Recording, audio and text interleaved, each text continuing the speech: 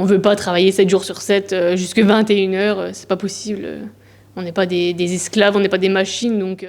Alors moi c'est Sylvie Girlando, je travaille depuis plus de 7 ans chez Tape à l'œil, près de la Louvière. L'annualisation c'est le grand problème du travail en commerce, notamment chez nous. On peut être engagé en 25 heures et en faire 30 sans sursalaire. C'est une adaptation un peu au quotidien. On peut faire du 20 heures comme on peut faire du 30 heures et être prévenu une semaine, voire 2 à l'avance seulement. C'est la flexibilité qu'ils nous demandent d'avoir pour une meilleure rentabilité, une meilleure organisation du magasin. Par exemple, la semaine prochaine, mon contrat c'est à 25 heures, et bien je vais faire du 31 heures. Mon horaire ça peut aller de midi à 19h le lundi ou 9h30, 15h le samedi. À la dernière minute, on va venir nous rajouter, donc ça peut vite monter.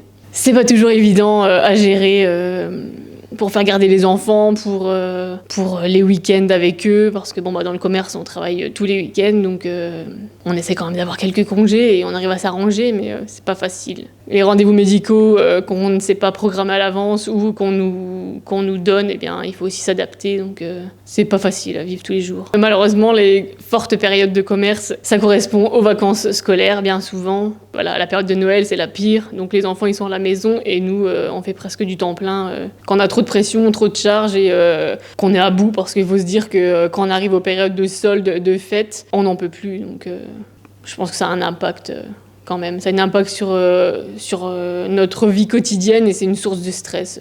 On doit se battre contre ça. On veut pas travailler 7 jours sur 7 jusque 21h, c'est pas possible. On n'est pas des esclaves, on n'est pas des machines, donc battez-vous encore contre l'Arizona.